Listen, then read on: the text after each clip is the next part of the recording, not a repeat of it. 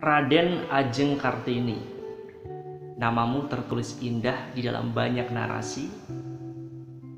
Saya tak peduli meski ragamu telah membumi, tapi yang jelas akal dan budi pekertimu telah abadi, terpatri di dalam suatu negeri yang katanya basisnya adalah demokrasi.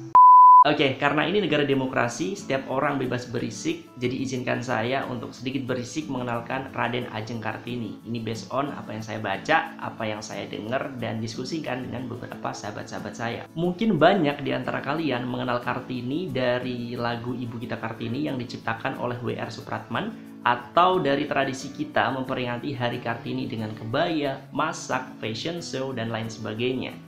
Dari situ kita mulai mempersepsikan Kartini sebagai sosok yang anggun, sosok yang feminim, sosok yang ketika ngomong itu lembut banget. Tapi itu salah. R.A. Kartini tidak selembut yang kalian pikir.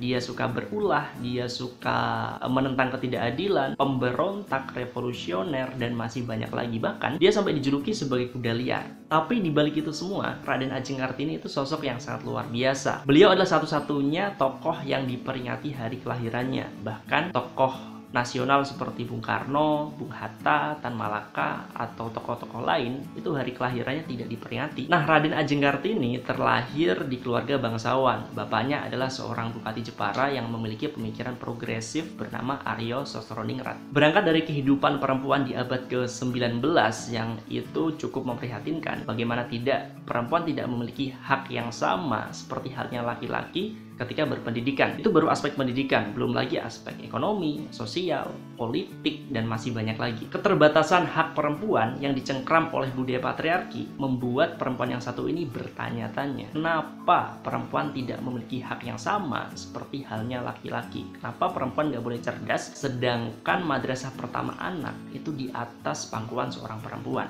Kenapa gitu loh? Berawal dari pertanyaan sederhana yang pada akhirnya itu membuat suatu perubahan yang sangat luar biasa. Semangat belajar Kartini ditunjang oleh buku-buku Belanda yang dikasih oleh kakaknya yaitu Sosro Kartono, dan diskusi panjang dengan sahabatnya yang ada di Belanda yaitu Stella Zihandelar. Dari situ pemikiran Kartini tentang emansipasi wanita, tentang kesetaraan gender, tentang feminisme mulai terbentuk. Gebrakan awal dimulai dari lingkup keluarga. Kartini mencoba untuk memberontak dari budaya patriarki yang telah berkembang di masyarakat. Kepada adik-adiknya, Kartini mencoba untuk memberikan nilai persaudaraan dan nilai kesetaraan. Kartini tidak mau adik-adiknya berjalan jongkok di depannya, berbahasa kromo, dan etika-etika feodal lainnya di tradisi Jawa. R.A. Kartini adalah gadis pertama yang tercatat dalam sejarah peradaban Jawa yang memberontak tatanan adat istiadat yang kaku banget, dan dia tidak mempedulikan tekanan sosial yang ada di sekitarnya. Pada 2 Mei 1898, ayahnya Kartini memutuskan untuk membebaskan Kartini dan juga adik-adiknya dari pinyitan. Nah, gerakan pertama yang dilakukan Kartini adalah mendirikan sekolah pertama khusus untuk perempuan pribumi di Hindia Belanda. Gerakan ini merupakan gerakan yang aneh banget kalau dilihat dari kacamata masyarakat pada zaman dahulu. Kenapa? Karena perempuan sekolah, perempuan berpendidikan itu sesuatu yang tabu, sesuatu yang aneh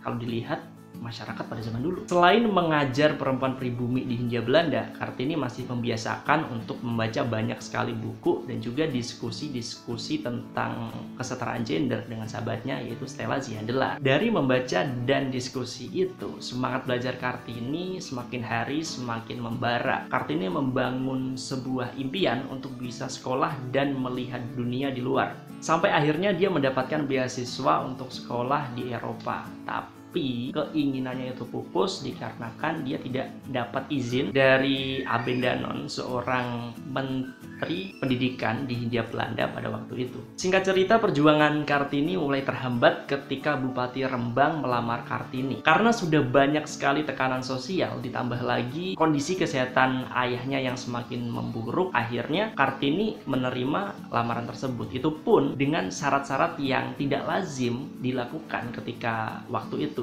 Misalnya kebebasan Kartini untuk tetap memberikan pendidikan kepada perempuan-perempuan pribumi dan juga Dia menghilangkan tradisi pernikahan yang itu menunjukkan ketidaksetaraan antara laki-laki dan perempuan, dan masih banyak lagi syarat-syarat yang dilakukan. Nah, meskipun tak lama kemudian di umur ke-25 tahun Raden Ajeng Kartini wafat, tetapi yang terpenting adalah narasi-narasi Kartini tetap bisa menghiasi hasanah literasi di negeri ini. Dari narasi-narasi itulah pergerakan soal kesetaraan mulai muncul. Banyak orang terinspirasi dari tulisan-tulisan Kartini dan mendirikan banyak sekali sekolahan khusus untuk perempuan. Narasi-narasi yang dibangun oleh Kartini bisa kita nikmati sampai sekarang melalui bukunya, yaitu Habis Gelap Terbitlah Terang, yang merupakan kumpulan dari surat-surat Kartini sebagai alat untuk menginspirasi diri sendiri dan sebagai pengingat untuk kita. Kalau Kartini bisa bersuara di tengah budaya yang membungkam mulutnya, seharusnya kita bisa menciptakan perubahan yang jauh lebih besar di era kebebasan informasi ini, yang notabene hak dan kebebasan bisa kita nikmati sepenuhnya. Jadi pertanyaan saya, peran apa yang bisa kamu ciptakan untuk membuat perubahan di negeri ini? Sampai jumpa,